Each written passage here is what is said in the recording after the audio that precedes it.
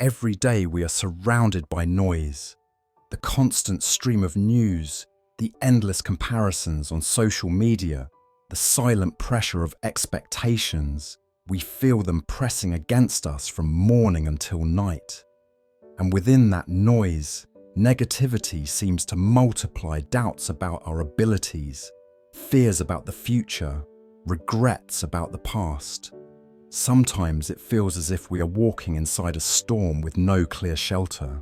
But even within the heaviest storm, a single light can change the way forward. A small positive thought, however fragile, is still stronger than a sea of negativity. To believe you can take one more step is already to move halfway along the road. And when you begin to see that many of your limits are not made of stone, but of imagination, the world opens wider than you ever expected. This is not about grand miracles. It is about learning to notice the power of what seems small, to trust yourself enough to begin, and to challenge the invisible walls your mind creates. These are not just motivational phrases. They are the foundations of how human beings can transform struggle into resilience, fear into strength, and uncertainty into clarity. In the next 12 parts, we will explore these three truths in depth: the value of holding on to a single positive spark, the courage that comes from believing in yourself, and the freedom that arrives when you no longer bow to imagined limits. Together, they form a map for anyone who seeks a stronger, calmer, and more meaningful life. And now, before we begin, I want to invite you to pause and reflect which of these three truths speaks most to you right now. Share your thoughts in the comments. I would love to hear your perspective. And if you wish to continue walking this journey with me, make sure to subscribe to the channel. Your presence here is not just support, it is part of the shared path we are building step by gentle step. There is a quiet but profound truth hidden in the way human beings respond to adversity. Negativity does not need to be overwhelming in order to dominate. A single dark thought repeated and expanded upon by the mind has the ability to magnify itself until it colors every perception of reality. And yet the opposite is also true. A single positive thought, however small, can hold a weight far greater than its size. This is because the mind is not a passive recorder of events, but an active interpreter of them. It selects, organizes, and prioritizes. What is given attention grows, and what is neglected shrinks into the background. To grasp the value of even one small positive element, it is essential to understand how easily negativity multiplies. Human consciousness is shaped by what psychologists call a negativity bias. It is an evolutionary inheritance. Our ancestors had to react more strongly to threats than to opportunities, for missing a danger could cost their lives. The bias still lingers today, but it no longer protects us as it once did. Instead, it often traps us. A single mistake, a single word of criticism, a single moment of regret. These can linger in the mind, repeating endlessly, overshadowing the many quiet successes that surround them. In this environment, even the faintest positive thought is not trivial. It is an anchor against the drift into despair. What makes a positive thought so valuable is not simply its pleasantness, but its function as resistance. Negativity is contagious within the mind. It spreads from one thought to another, attaching itself to memory, imagination, and expectation. A positive thought interrupts this spread. It is a disruption to the spiral. Even if the positive thought does not erase the negative one, it places a boundary, a reminder that the picture is not complete. This boundary is enough to prevent total collapse into cynicism.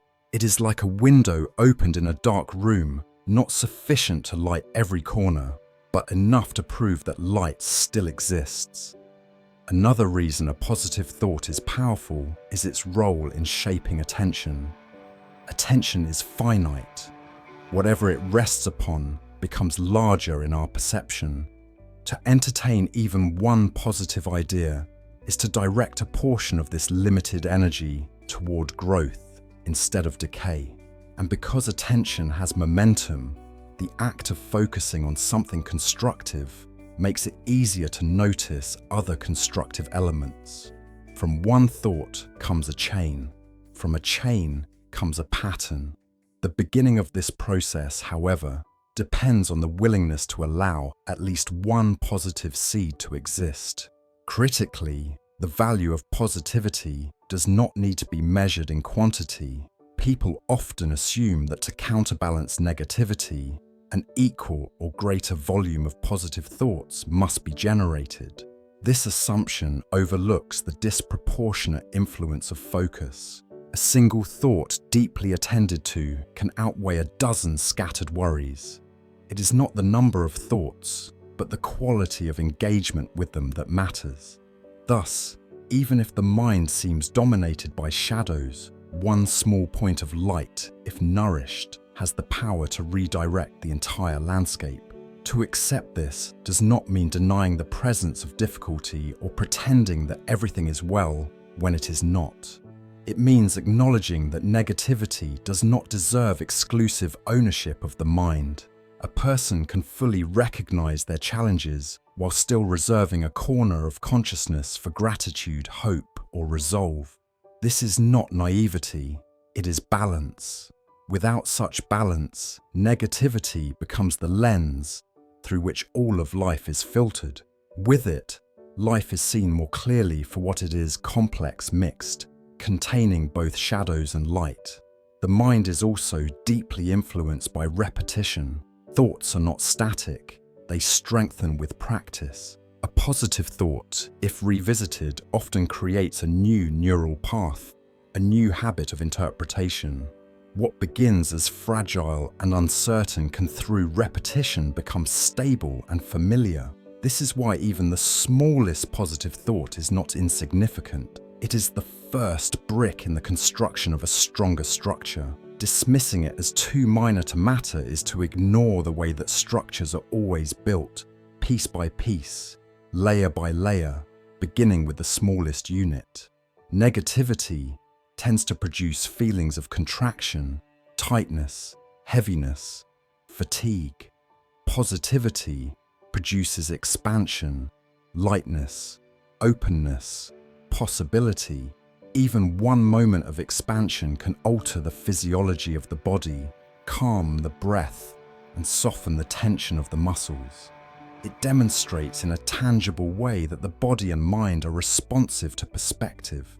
When a single thought can trigger such a shift, it is foolish to dismiss its impact simply because it seems small. In the long view of life, no one avoids hardship, but everyone oozes their relationship with it. The cultivation of even one positive thought is the choice to resist being swallowed whole by adversity. It is not the promise of instant transformation, but the preservation of a doorway. That doorway, once protected, can later be opened further. In this way, the value of a small positive element is not measured in isolation, but in potential. It is the possibility, it preserves the direction, it points the reminder. It provides that life is not reducible to suffering alone. Therefore, to hold a single positive thought is to keep alive the conditions for growth. It is to affirm that despair is not the only option, even when it is the loudest. And it is to recognize that human beings, though vulnerable to negativity, are also capable of choosing their attention, and through that choice reshaping their entire experience. The Stoic philosophers often reminded themselves that external events are not inherently good or bad. It is the mind's interpretation that colors them. Marcus Aurelius wrote in his Meditations, "If you are distressed by anything external, the pain is not due to the thing itself, but to your estimate of it, and this you have the power to revoke at any moment." A single positive thought is precisely this act of revocation. It is the mind asserting its sovereignty, refusing to surrender to the tyranny of appearances. For the Stoic, such a thought is not indulgence, but discipline, a practice of aligning perception with reason, of reminding oneself that clarity is possible, even in confusion. By holding on to even the smallest constructive judgment, one exercises freedom. The freedom to live according to one's own principles, rather than being enslaved by circumstance. Negativity does not merely appear in the mind as an isolated event.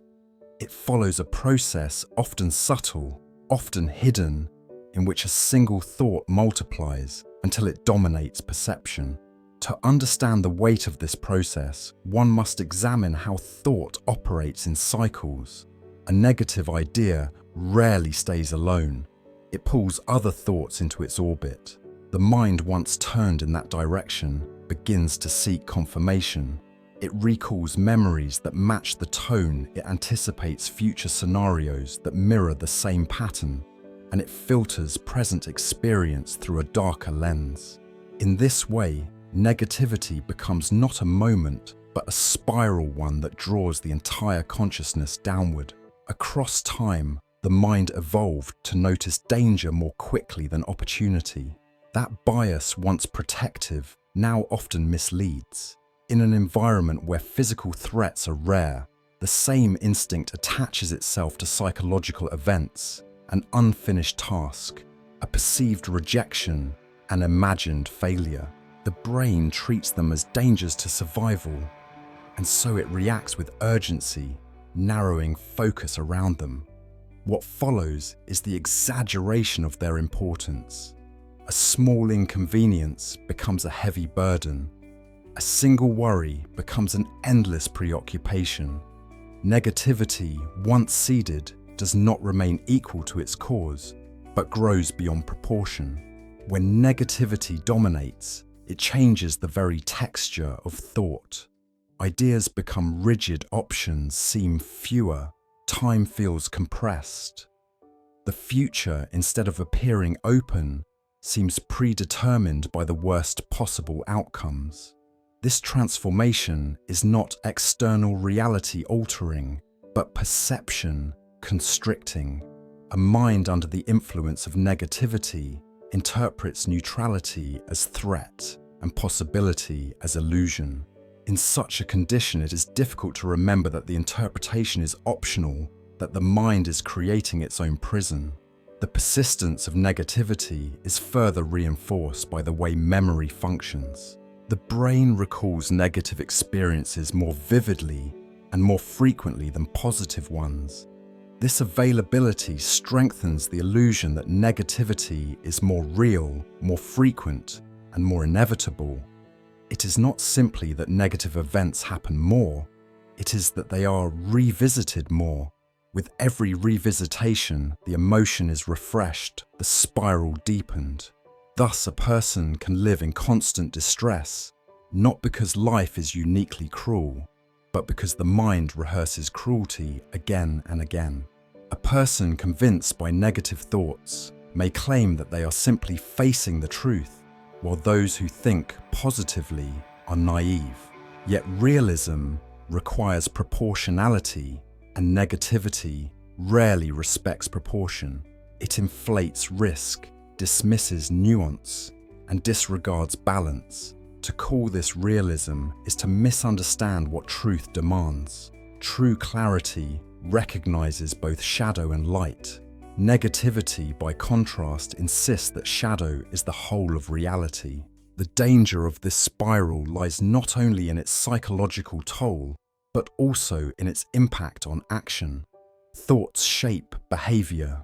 A mind saturated with negativity hesitates, withdraws, and avoids. What might have been attempted is abandoned. What might have been solved is left untouched. Negativity narrows not only perception, but possibility itself, because possibility requires engagement, and engagement demands belief that outcomes can change. If negativity convinces the mind that nothing can change, then no attempt is made, and inaction becomes its own confirmation.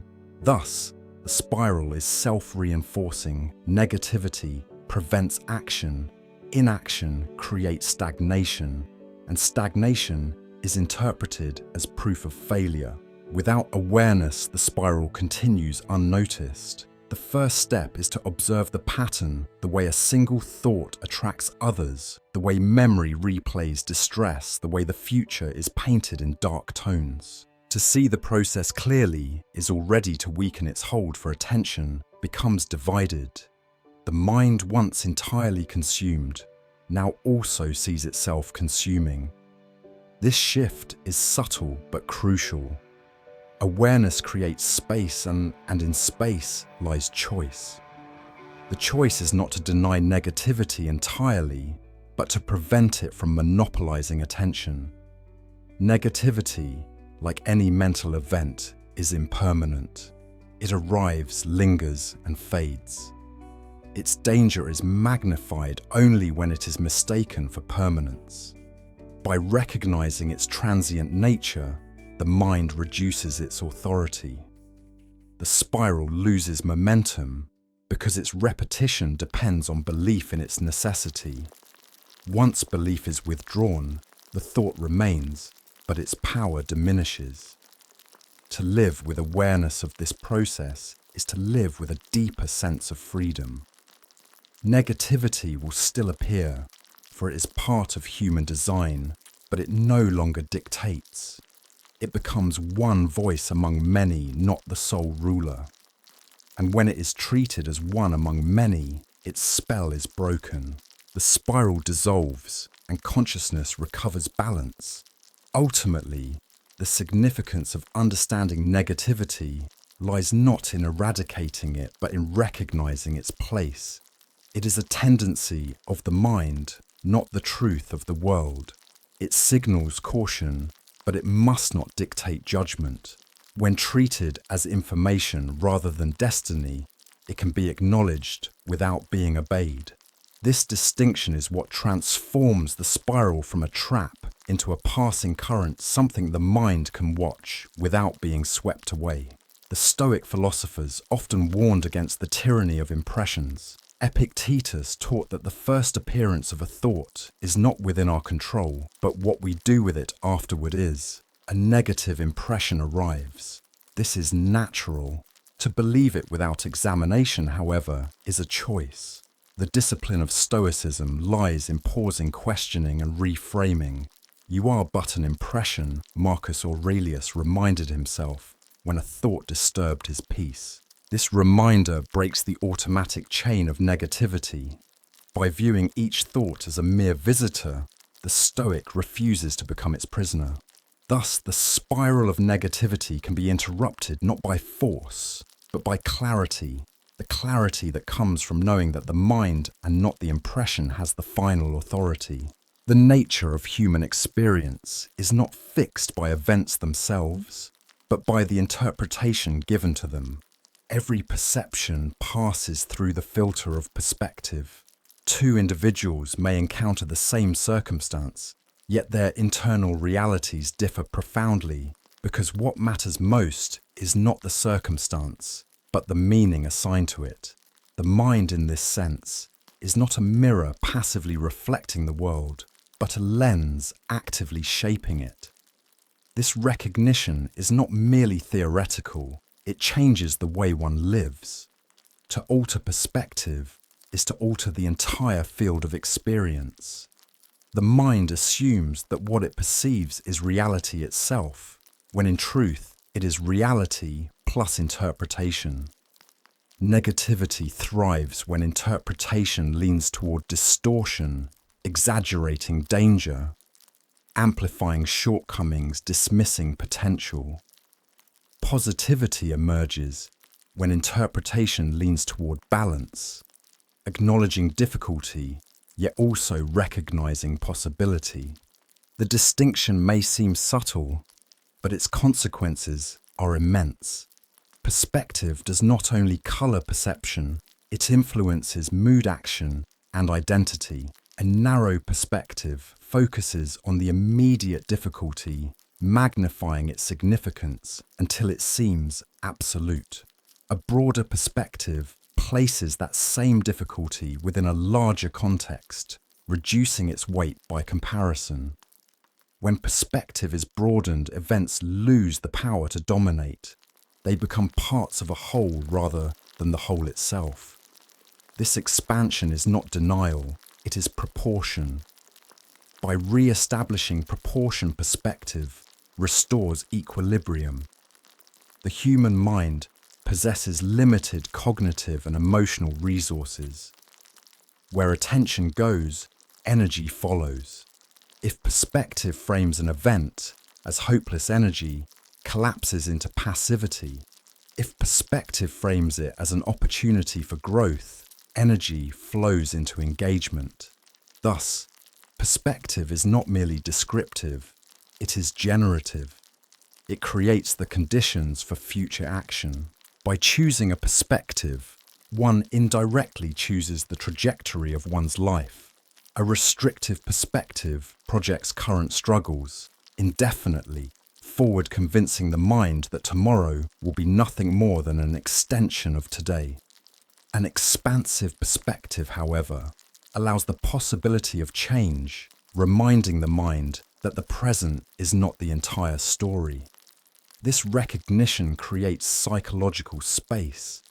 In that space, hope survives. Hope is not the denial of reality, but the refusal to reduce reality to a single moment. It is not imposed unchangeably by external events, but shaped by conscious practice. The mind can be trained to notice its own interpretations, to question them, to replace distortion with clarity. This requires discipline, for the default state is to accept impressions unexamined. Yet with practice, the act of reframing becomes more natural. Each time perspective is shifted, the power of the external event diminishes and the sovereignty of the mind grows. Without perspective, a single failure can become the definition of the self. With perspective, failure is one moment among many incapable of erasing the entirety of identity. This distinction protects dignity. It allows one to experience setbacks without losing the sense of self-worth. In this way, perspective guards not only perception, but also the essence of who we believe ourselves to be. To suffer and to struggle is part of the human condition, but pain without perspective becomes despair, while pain with perspective becomes endurance. The difference is not in the sensation itself, but in the framework surrounding it. Perspective does not promise comfort at all times, but it promises meaning, and meaning has the capacity to transform even the most difficult experiences into sources of strength. Events are often beyond control, but interpretation remains within the domain of choice.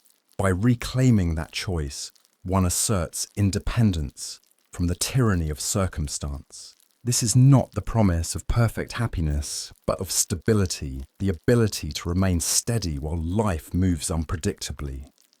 Such steadiness is not achieved by removing difficulty, but by interpreting it in a way that does not consume the whole of life. It is to recognize that the world will always present challenges, yet the mind has the ability to frame them in ways that support resilience rather than undermine it.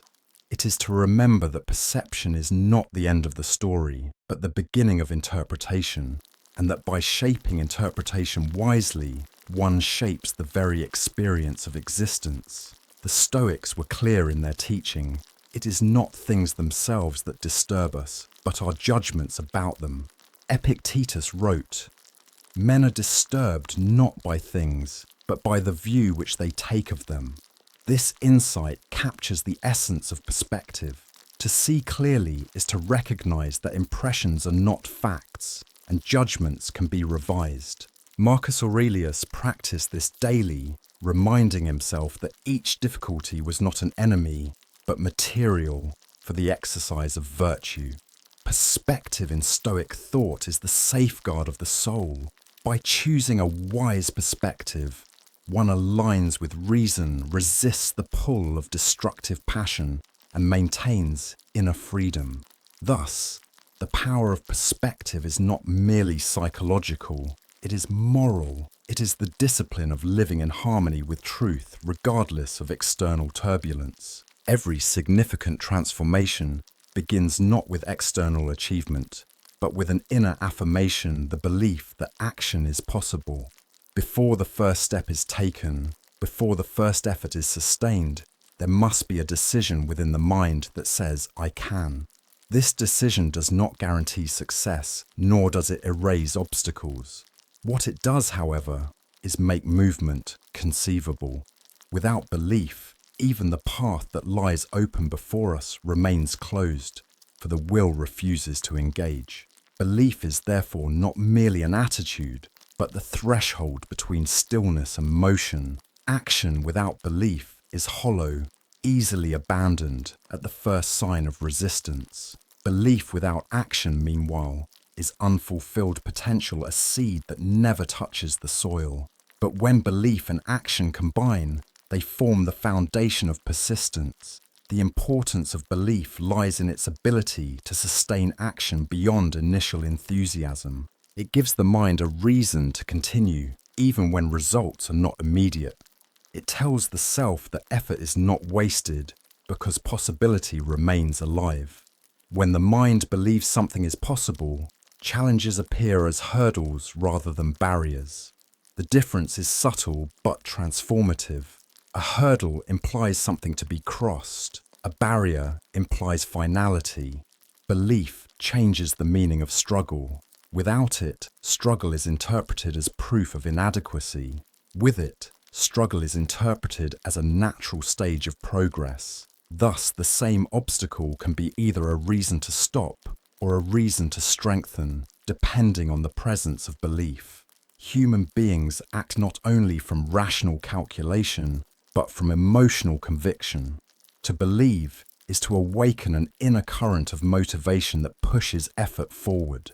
The absence of belief drains vitality. One hesitates, procrastinates, or withdraws. In contrast, belief infuses energy into even small tasks, making them feel purposeful. This energy is not a guarantee of outcome, but it is a guarantee of engagement. Engagement itself multiplies possibilities, for only those who engage create the conditions for change. It directs attention toward opportunities and potential rather than toward reasons for despair. Without belief, the mind becomes preoccupied with evidence of failure. With belief, the mind notices evidence of progress. This selective attention is not delusion, but orientation. Life presents both possibilities and obstacles. Belief determines which of these receives more weight. In this sense, belief does not create reality, but it shapes the version of reality that the mind interacts with most. Superficial belief, untested and fragile, collapses when confronted by difficulty. Genuine belief is rooted not in wishful thinking, but in conviction. Conviction arises when the mind aligns belief with intention, when the statement "I can" is accompanied by the will to prove it through action. Such belief has endurance, for it does not depend on constant reassurance. It persists because it is grounded in choice, not in fleeting emotion.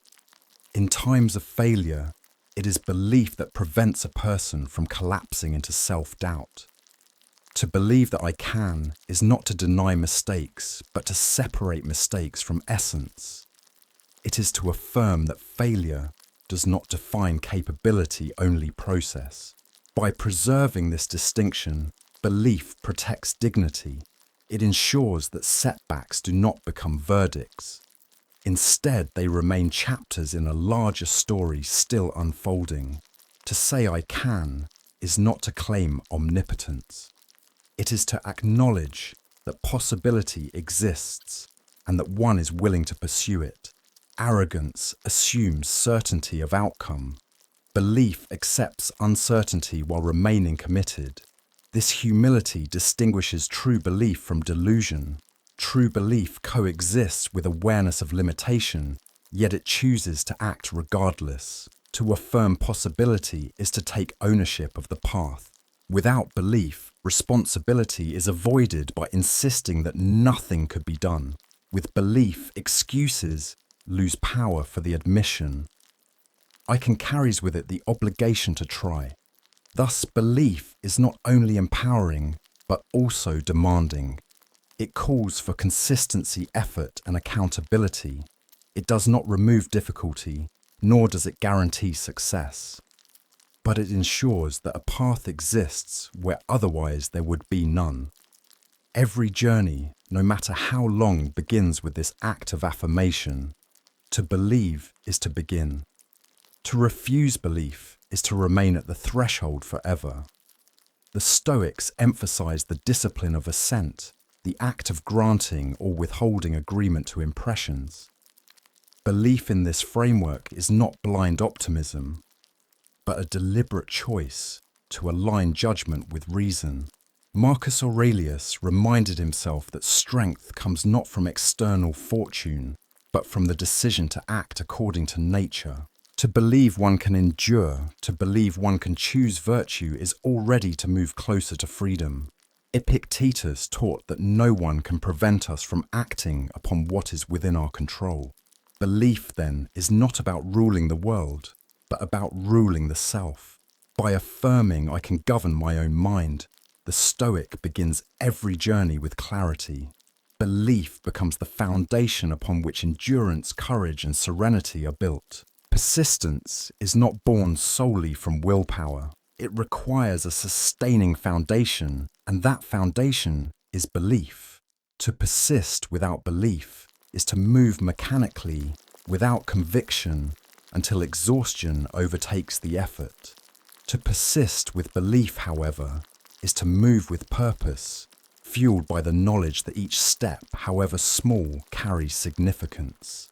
Belief provides the inner assurance that time and struggle are not wasted, but invested. Without this assurance, persistence weakens. With it, persistence strengthens into resilience.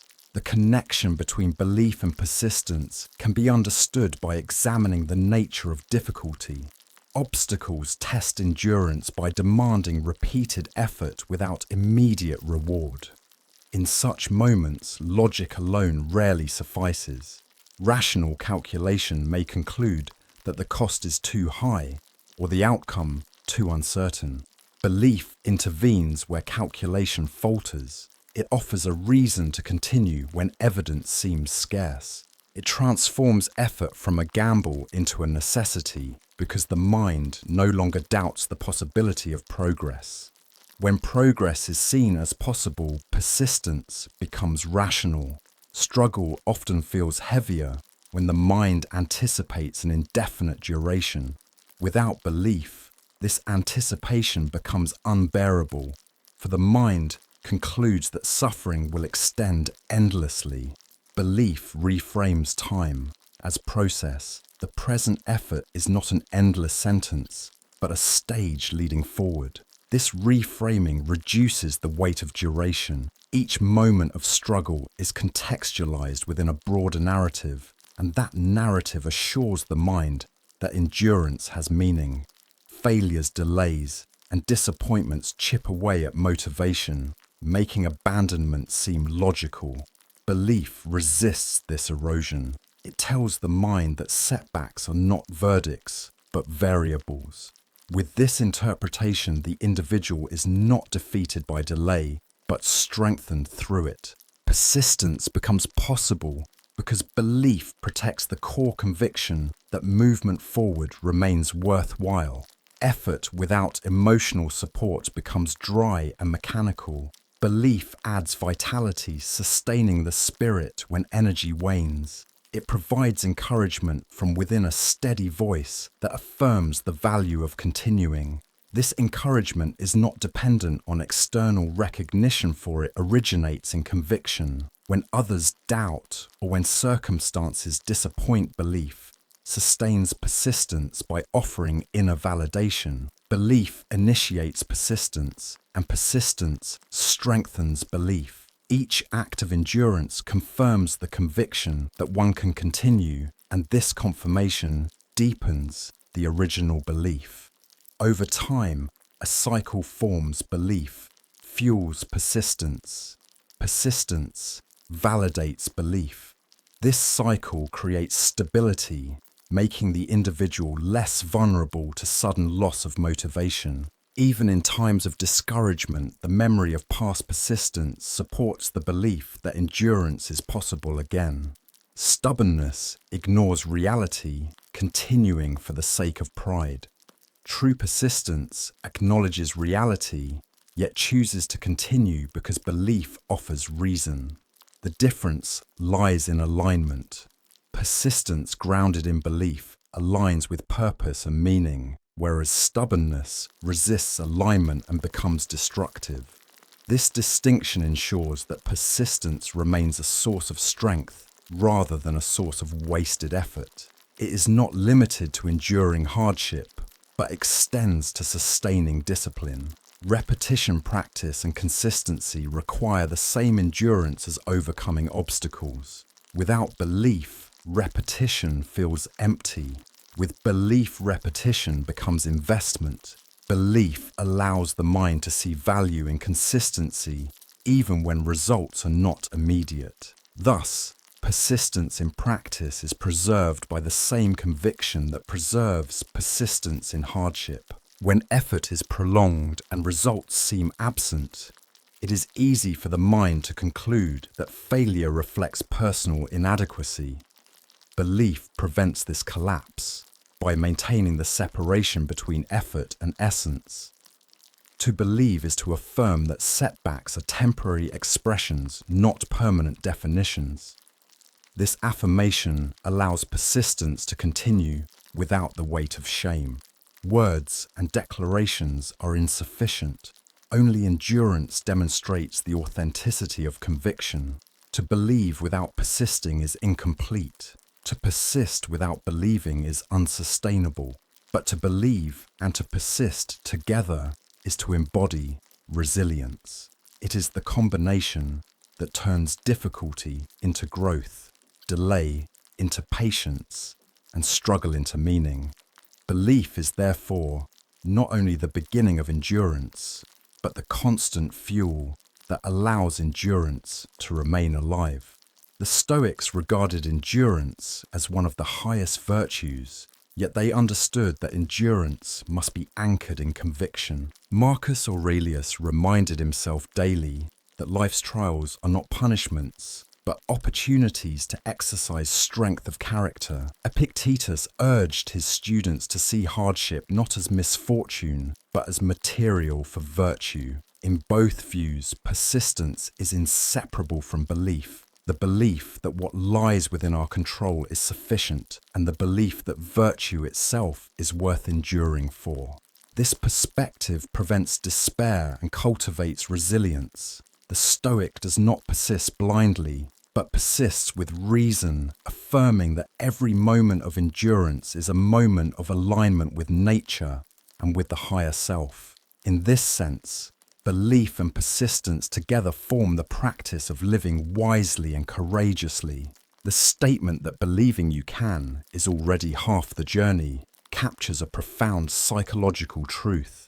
Every undertaking in life involves two kinds of distance: the external distance measured in steps, hours, or years, and the internal distance measured in courage, determination, and clarity.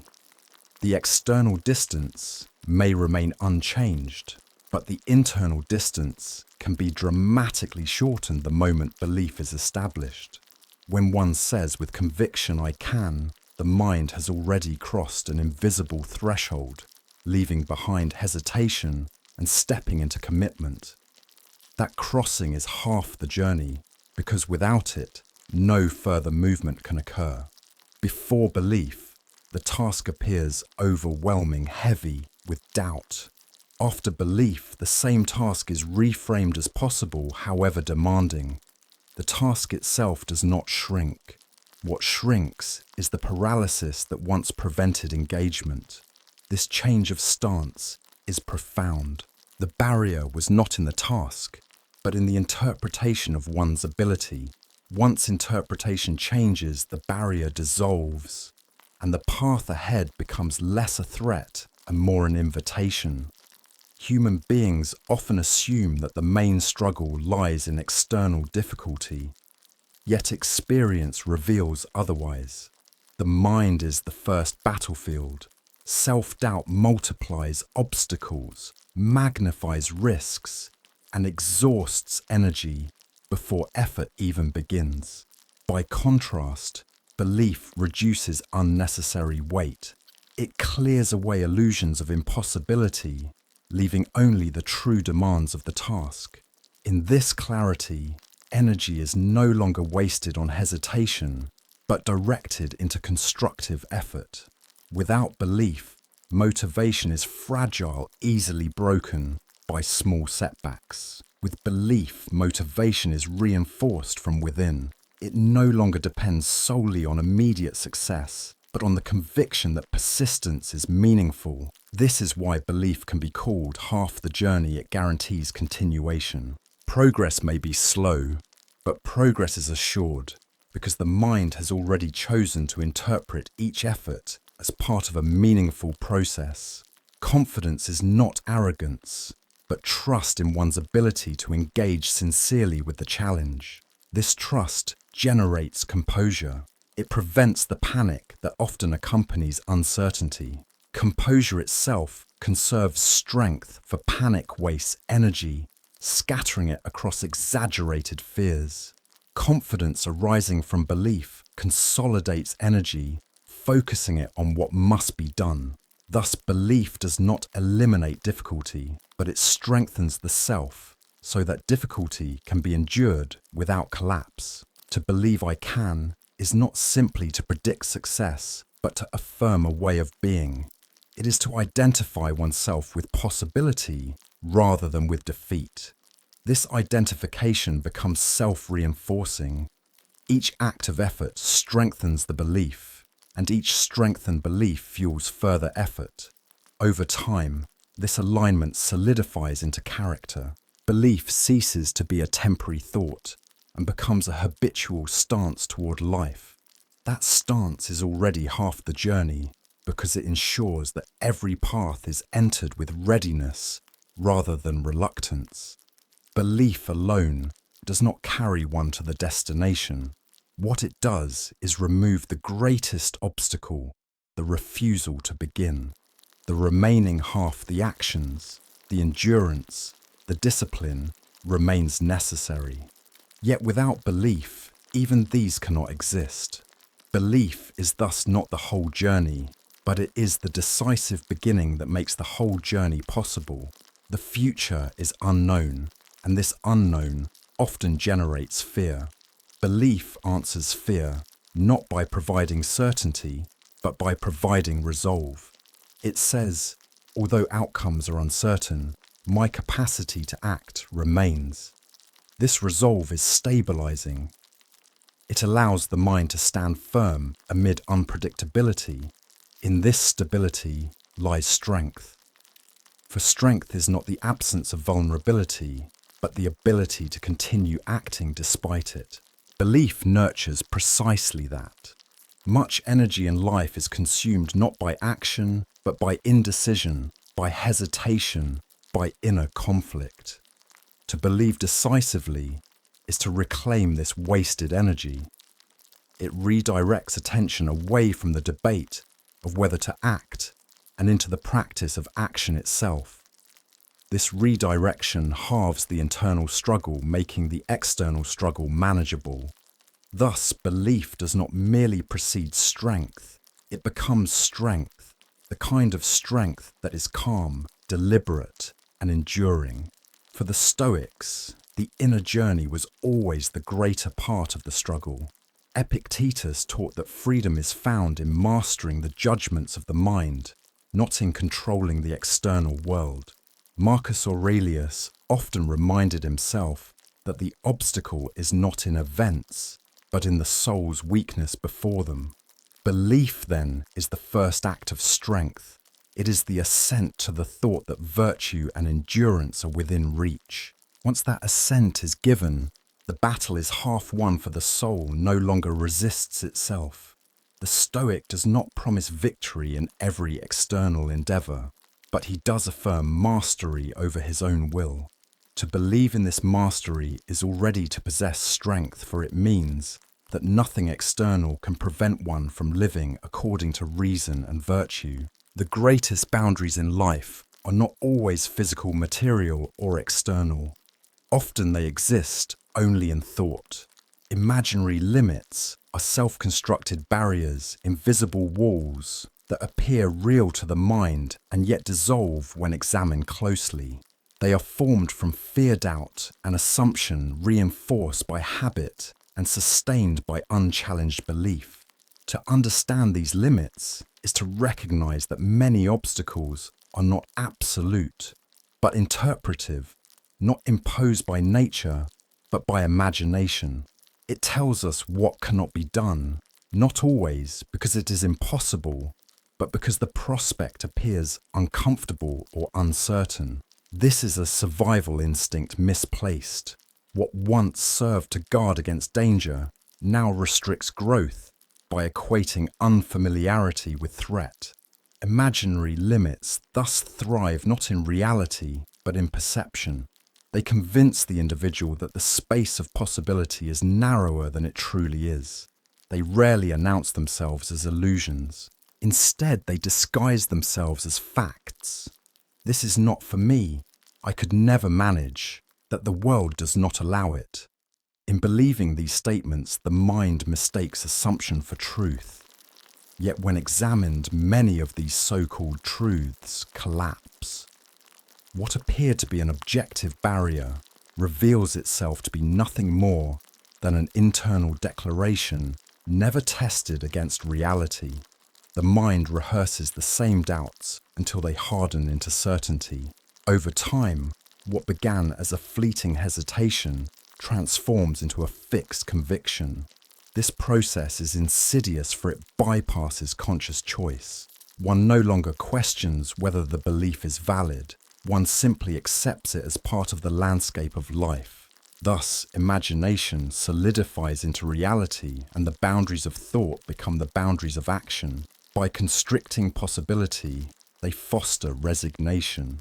A person who believes they cannot extend beyond these limits stops attempting, and by ceasing to attempt, they create the very failure they feared. The imagined boundary becomes self-fulfilling. In this way, the imagination, when unexamined, becomes a jailer. The prisoner is both guard and captive, confined not by external chains, but by internal agreement. One must learn to ask, is this boundary real? Or is it assumed?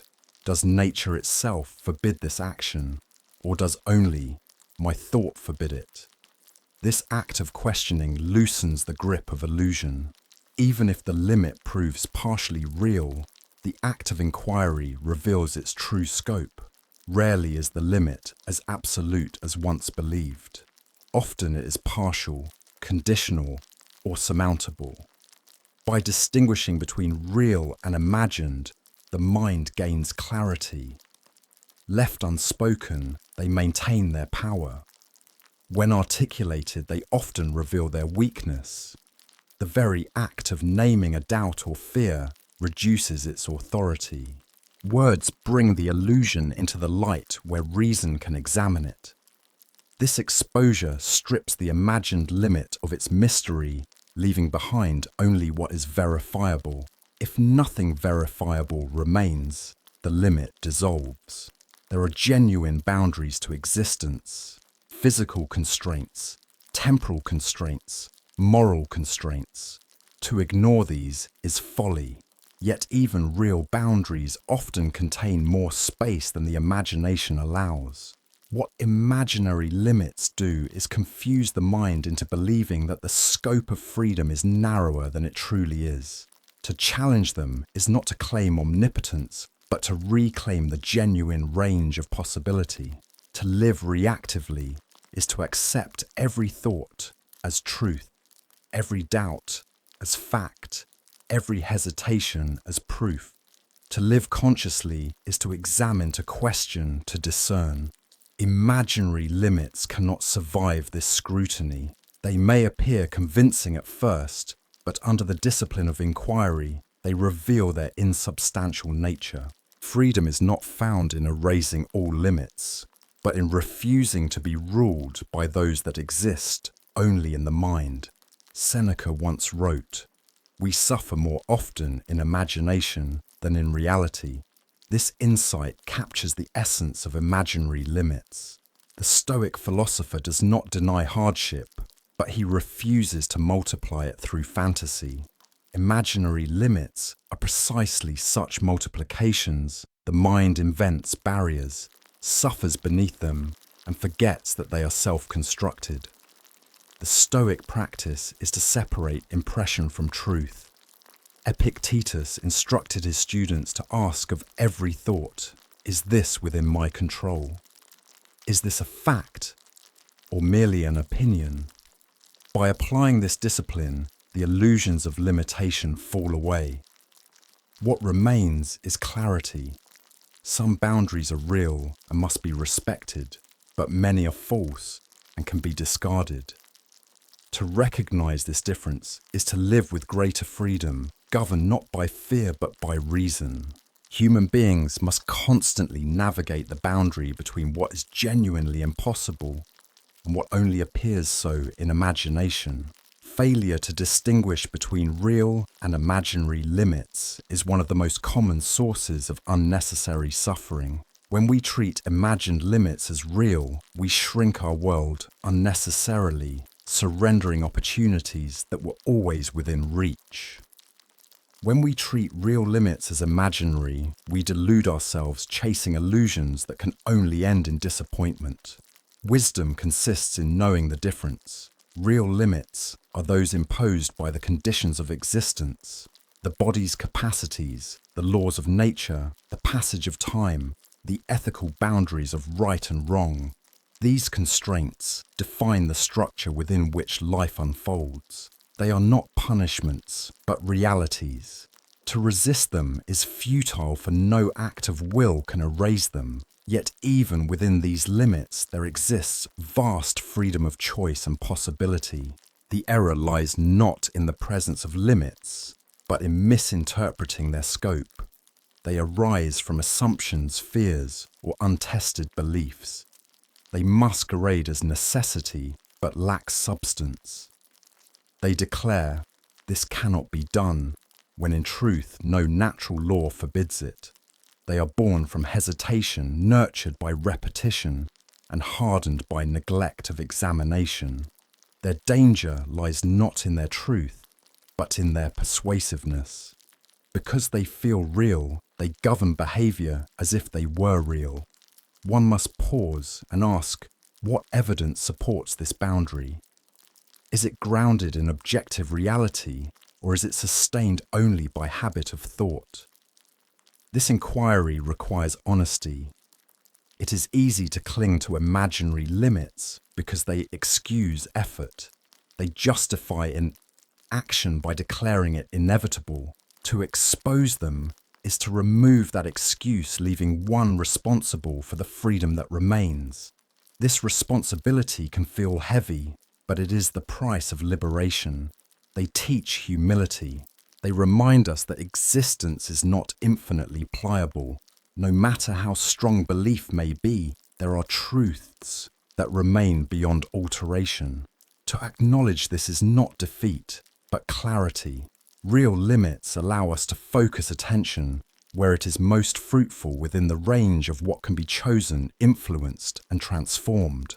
By accepting them, we waste less energy on impossible demands and invest more energy in meaningful action. A balanced life depends on this dual recognition, refusing to be deceived by imaginary limits, while also refusing to be blinded to real ones. Too much emphasis on rejecting limits altogether leads to arrogance and delusion. Too much emphasis on surrendering to limits leads to resignation and despair. Between these extremes lies the path of discernment. It is the path of proportion where imagination serves possibility rather than restricting it, and reason accepts reality rather than denying it. Imaginary limits often disguise themselves as truths about the self. I am not capable. I am destined to fail. Real limits, however, do not define identity. They define condition. To confuse the two is to mistake circumstance for essence. By learning to separate the self from the imagined boundary, one preserves dignity. One recognizes that the mind is free, even when the body is bound. That character remains one's own, even when circumstances impose constraints. Many imagined limits are projections into the future assumptions about what will always be the case. Real limits exist in the present. They can be observed, measured, and confirmed. The future, however, remains open. To declare a permanent limit without testing it against action is to mistake prediction for fact. Thus, discernment requires humility not only about what cannot be changed, but also about what cannot yet be known. Imaginary limits free us once they are seen for what they are. Real limits guide us once we accept them. Both recognitions liberate, for both restore energy to what is truly within our control. By refusing to be deceived by illusions and by respecting genuine boundaries, one learns to live both freely and wisely. This is the essence of self-mastery, to know the shape of one's world and to act within it without distortion. Epictetus often urged his students to distinguish between what is within their control and what is not. This is the Stoic formula for recognizing real and imaginary limits. Imaginary limits belong to the category of impressions, thoughts that seem true but vanish when tested. Real limits belong to the category of external things outside our control that must be accepted with equanimity. Marcus Aurelius reflected daily on this distinction, reminding himself that freedom lies not in reshaping the entire universe, but in reshaping one's judgments about it. The Stoic path, then, is not to deny limits, but to live without illusion, to refuse imaginary chains, and to respect genuine boundaries is to align with nature and reason. In this alignment, the soul discovers a form of freedom that no external circumstance can take away. The mind is the true seat of freedom, yet it is also the place where chains are most easily forged. Many of these chains are not external restrictions, but internal agreements with fear and doubt. False barriers once believed operate with the same force as real ones. They condition behavior, restrict perception, and confine aspiration. Liberation of the inner life begins with the recognition that these barriers are illusions. To free the self is to withdraw consent from them, to refuse to allow imagination to dictate reality. A thought appears declaring something impossible, dangerous, or futile. If this thought is received uncritically, it becomes law within the mind. But if it is observed, questioned, and examined, its power diminishes. Awareness interrupts the automatic process by which impressions become convictions. In that interruption lies the possibility of choice. Choice is the essence of freedom. By reclaiming the capacity to choose one's judgment, the individual reclaims authority over the inner life. They protect the ego from risk by discouraging effort. They provide excuses for inaction, shielding one from responsibility. They offer a sense of safety even while restricting growth. To dismantle them requires courage, for their removal exposes the self to vulnerability. Yet vulnerability is also the condition of authenticity. Only by accepting it can one live truthfully, engaging with reality as it is, rather than as fear imagines it. It requires consistent practice in discerning thoughts, separating what is factual from what is interpretive. Each time a false barrier is confronted, the mind learns that freedom is possible. This discovery builds confidence not as arrogance, but as trust in one's capacity to live without unnecessary chains. The accumulation of such discoveries eventually reshapes identity. The self is no longer one who is bound, but one who chooses. External events may constrain the body limit circumstances or impose hardship, yet the interpretation of these events remains a function of the mind. False barriers collapse when this sovereignty is remembered. They survive only when the individual forgets that perception is not dictated by circumstance. Liberation comes not by changing the world to match desire, but by reclaiming the authority to judge rightly within. False barriers thrive on the illusion of certainty. I cannot, because I know what will happen. But this knowledge is speculative, a projection rather than a fact. To live freely is to accept uncertainty without inventing unnecessary restrictions. It is to admit, I do not know the future, but I can act in the present. Such an admission breaks the spell of false certainty and restores openness to possibility. Impulses often create imagined dangers, magnify discomfort, and fabricate limits. Principles, by contrast, anchor the mind in reason and clarity. To live by principle is to maintain freedom, for it prevents one from being enslaved by momentary impressions. Each time a false barrier is confronted, the question becomes, does this align with reason, or does it arise only from fear? Such questioning restores the mind to its rightful independence. It does not ignore the reality of hardship or erase genuine limits. Instead, it separates reality from illusion, allowing the self to engage with life as it truly is. This clarity is itself a form of power. When illusions are stripped away, energy is no longer wasted on imaginary battles. That energy is redirected toward meaningful action, strengthening the will and deepening resilience. It does not promise comfort, but it does promise authenticity. It does not eliminate difficulty, but it prevents the multiplication of difficulty through imagination. In this way, the mind becomes its own ally rather than its own enemy. Freedom is not the absence of all limits, but the absence of false ones. When the mind refuses to consent to illusions, it discovers a vast inner space in which to dwell open, clear, and unconquered. The Stoics consistently taught that freedom is a matter of inner sovereignty. Epictetus declared, "You may fetter my leg, but my will not even Zeus himself can overpower." This is the essence of liberation from false barriers. Chains of the body may exist, but chains of the mind are voluntary. Marcus Aurelius reminded himself daily that impressions are not truths, and that judgment remains within his control.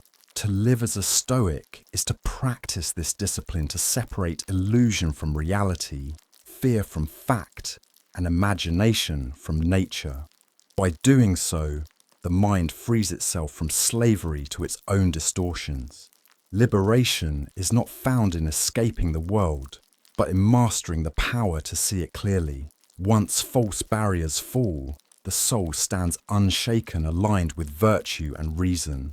Belief by itself is a beginning, but it is incomplete unless it is embodied in action.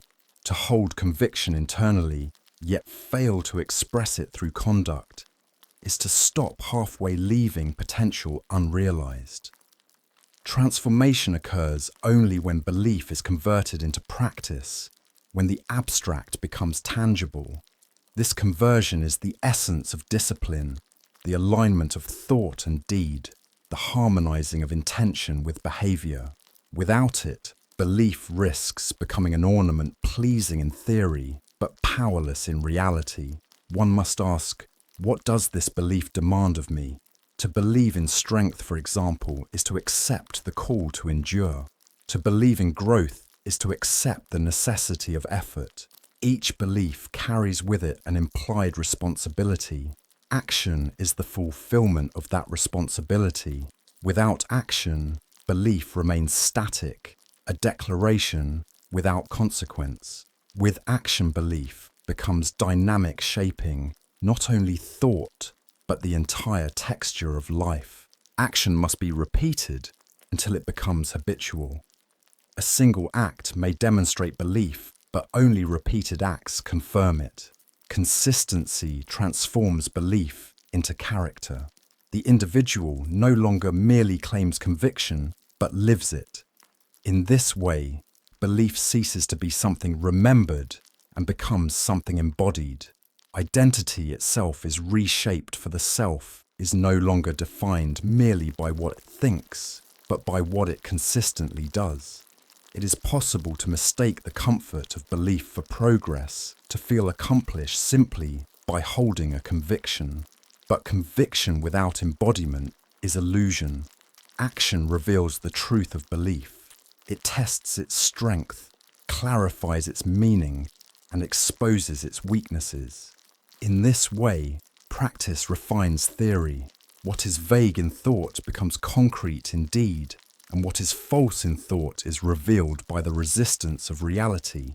Each time belief is expressed in conduct, the mind witnesses its own capacity. Doubt is countered not by argument, but by experience. The more often belief is enacted, the more solid it becomes, for it is supported not only by intention, but by memory of action. This feedback loop ensures that belief is not eroded by uncertainty, but reinforced by demonstration. Thus, belief and action nourish one another, creating a cycle of growth. The fruits of action are not always immediate. To demand instant results is to weaken belief, for disappointment quickly follows unmet expectation. Patience allows belief to remain steady, even when outcomes are delayed. By accepting that action is valuable in itself, regardless of immediate reward, one sustains motivation over the long term. This patience is itself an expression of belief, the conviction that what is worthwhile deserves enduring effort. The mind is easily distracted, prone to wander between impulses. Discipline recalls it to the path chosen by belief. It serves as the bridge between conviction and execution, ensuring that good intentions do not remain abstractions. Without discipline, belief falters at the threshold of action. With discipline, belief is carried into practice even when enthusiasm diminishes. In this sense, discipline is the guardian of belief, protecting it from erosion by inconstancy. Actions must align with the core values implied by belief. To act in contradiction to belief is to fracture the self, creating conflict within. To act in harmony with belief is to unify the self, producing integrity. This integrity is not perfection, but consistency between inner conviction and outer expression. Such harmony strengthens the individual, for there is no longer a gap between thought and deed. The person becomes whole, living authentically rather than divided. Belief enacted consistently grows beyond the individual, influencing others through example. Action radiates outward, shaping environments, relationships, and communities. While belief remains invisible, action becomes visible, and its influence multiplies. Thus, by embodying belief in conduct, one participates not only in personal transformation, but in collective transformation. In this way, the private conviction of the mind becomes part of the fabric of the world. It is the completion of conviction, the realization of potential, the bridge between intention and reality.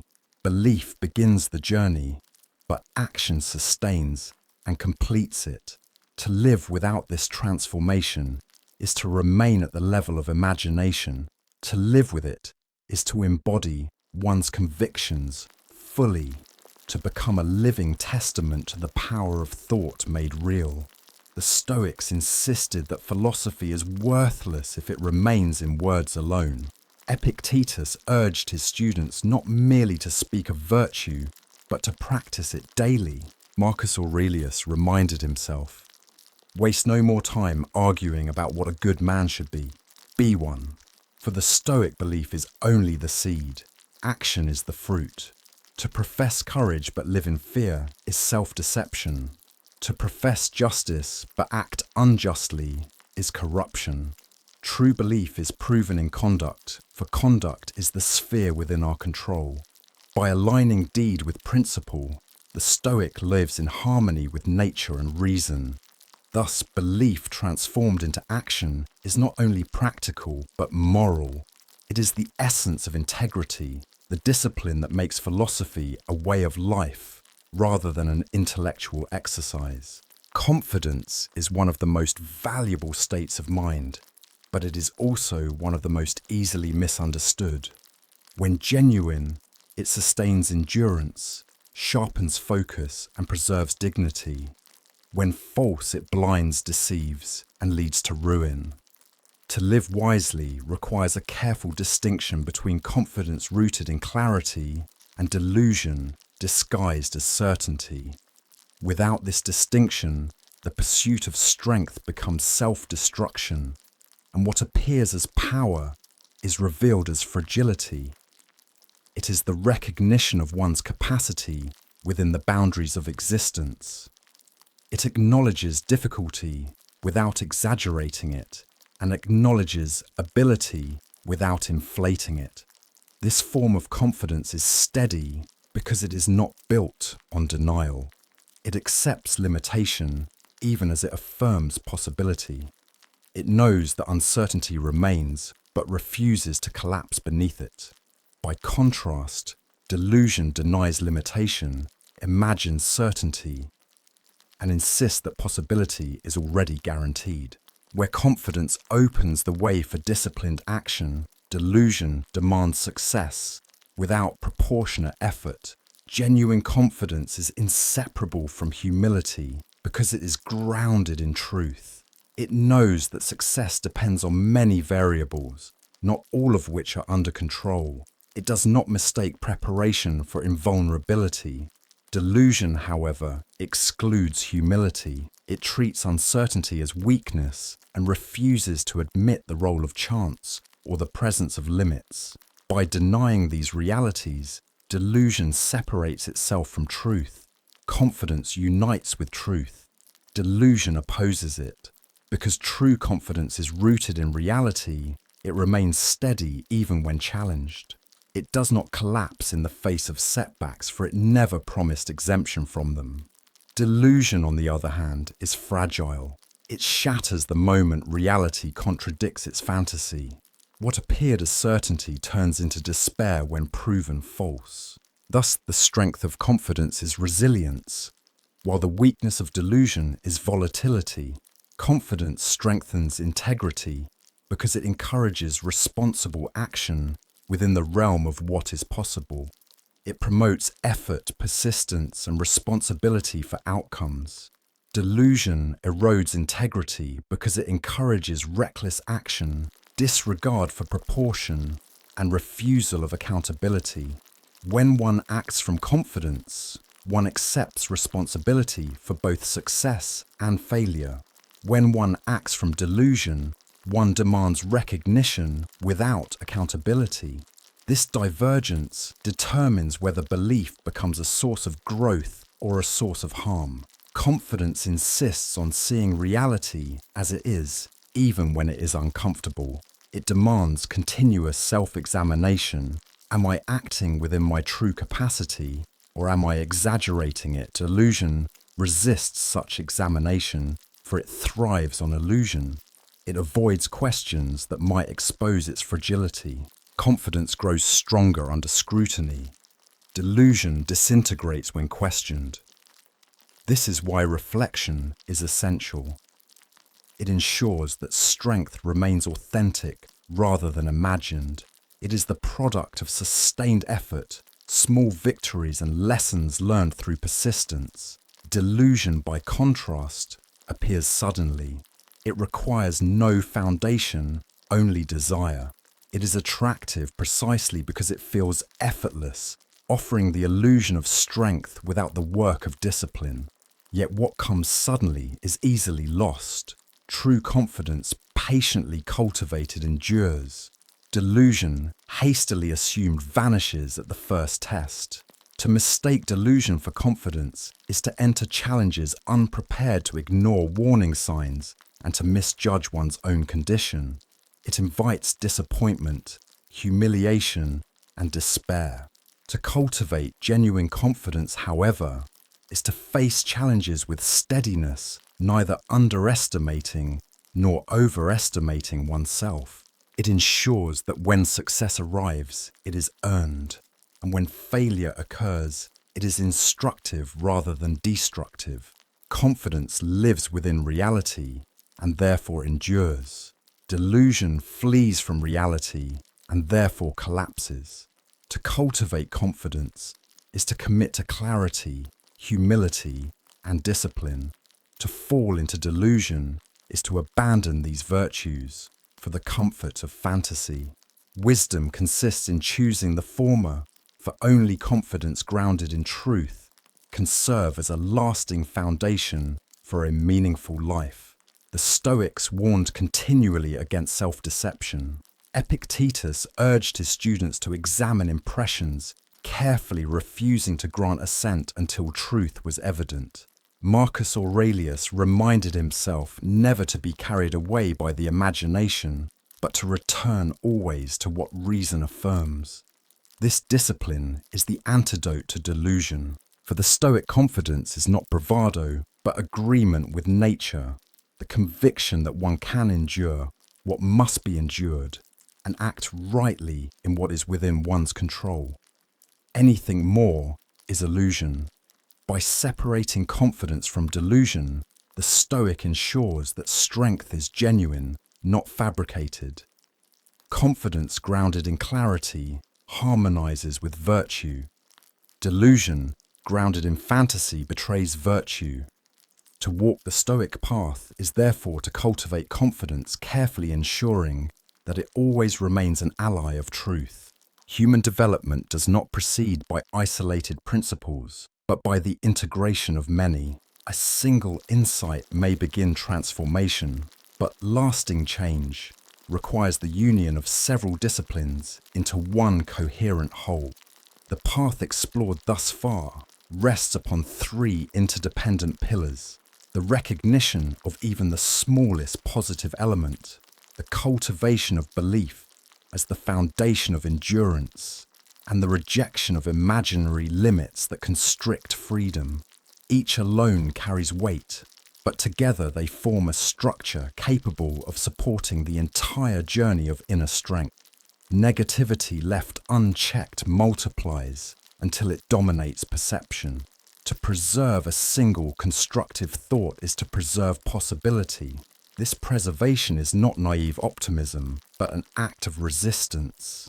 It asserts that the mind has the power to interrupt its own downward spiral.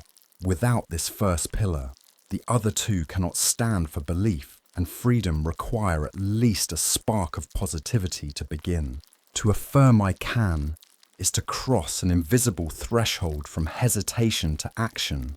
Belief does not erase difficulty, but it changes the meaning of difficulty. It turns obstacles from absolute barriers into challenges that can be faced. This conversion supplies the energy of persistence, sustaining effort when immediate reward is absent. Without belief, positivity risks becoming passive hope never embodied in action.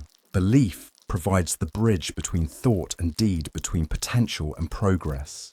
Positivity and belief can be suffocated if the mind convinces itself of false boundaries. Imaginary limits disguise themselves as truths, persuading the individual that growth is impossible or unworthy of attempt. Liberation from these illusions restores the vastness of possibility. It allows positivity to expand and belief to act without distortion. Without this third pillar, Positivity and belief risk being confined within artificial walls, unable to realize their true potential. Positivity plants the seed of resilience. Belief waters it with action. Freedom from imaginary limits clears away the weeds that would choke it. Each one requires the others to flourish fully. Taken together, they form a resilient system in which setbacks cannot destroy hope, difficulty cannot destroy effort, and illusion cannot destroy clarity. The individual who integrates all three becomes anchored, flexible, and free. Freedom is not the absence of struggle, nor is it the guarantee of success. Freedom is the ability to respond consciously, to maintain sovereignty over one's judgments and actions regardless of circumstance. Positivity ensures that despair does not control judgment. Belief ensures that doubt does not paralyze action. Freedom from imaginary limits ensures that illusion does not dictate destiny. This threefold structure is not external liberation, but internal sovereignty, the true core of freedom. It is not enough to affirm positivity once, or belief once, or clarity once. They must be exercised continually until they become habitual stances of the mind. This repetition transforms them from fragile ideas into stable traits. Over time, positivity becomes the default response to adversity. Belief becomes the default response to uncertainty, and clarity becomes the default response to illusion. Integration thus produces not momentary relief, but enduring character.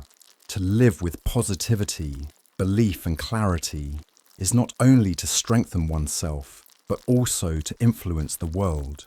One who maintains positivity in difficulty encourages others to do the same.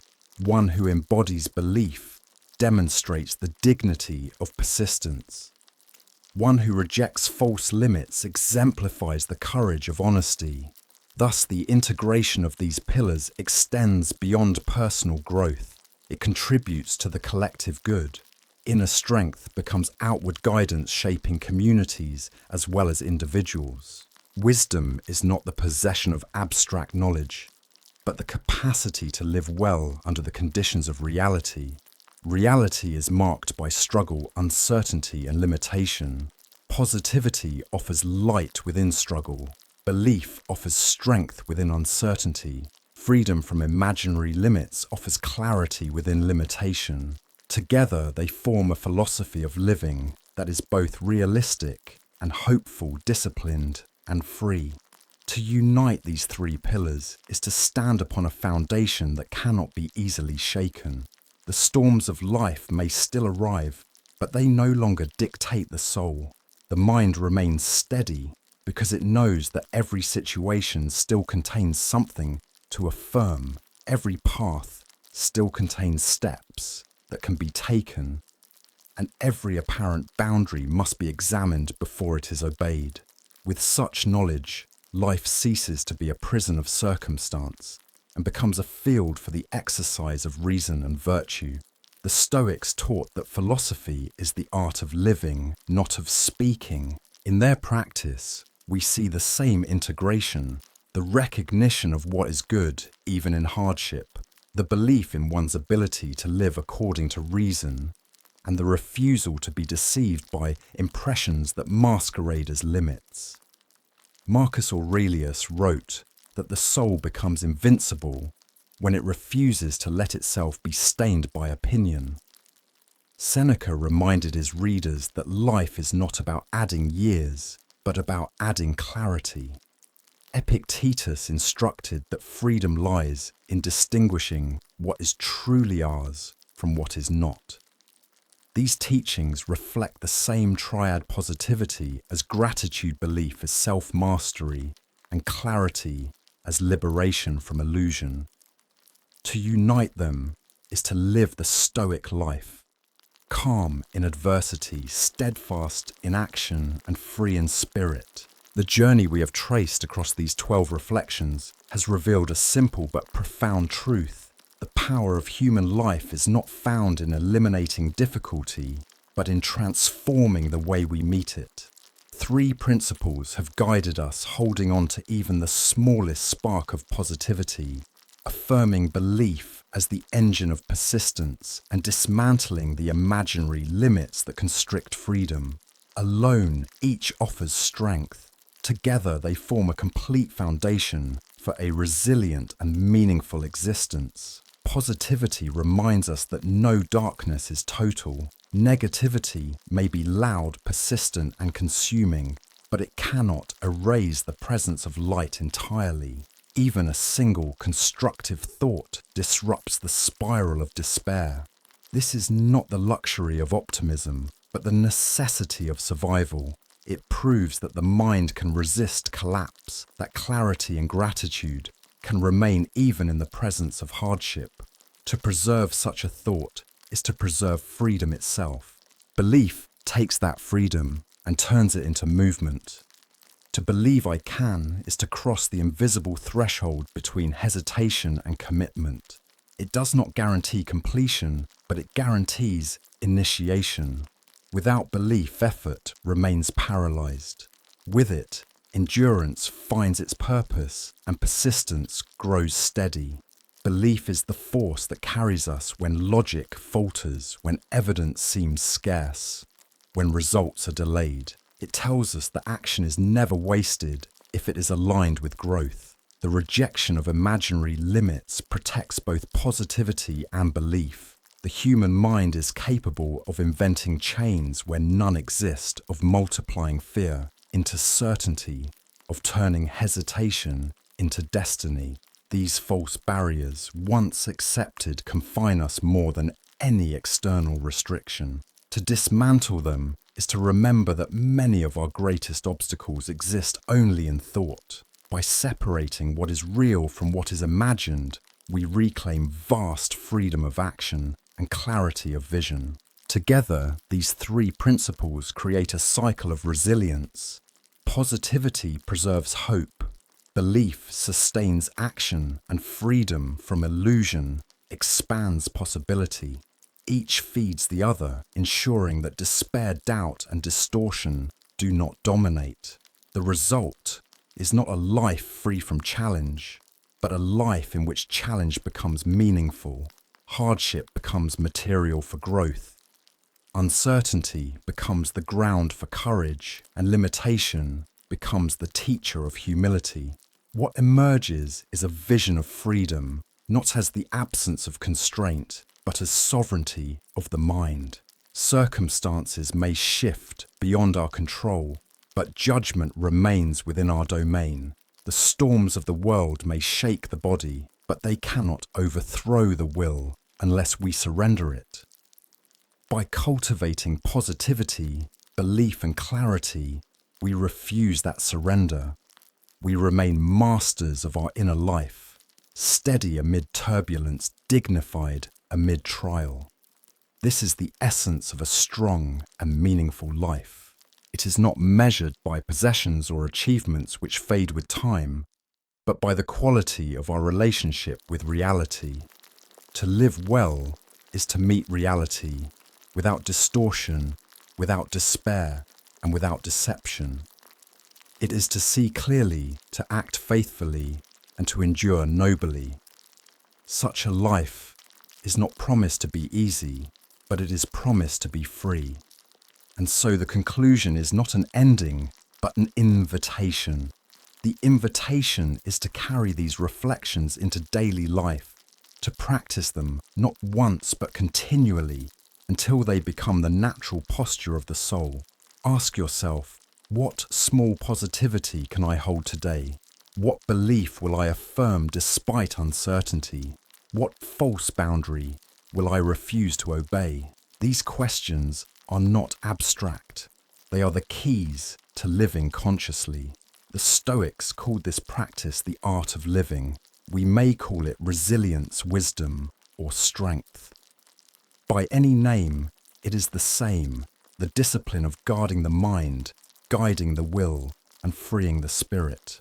If these 12 parts have pointed toward anything, It is that the power to live meaningfully is already within us, waiting only for our ascent. The choice is ours. Will we surrender to despair, doubt and illusion, or will we live with positivity, belief and freedom? The answer determines not only the quality of our days, but the dignity of our entire life.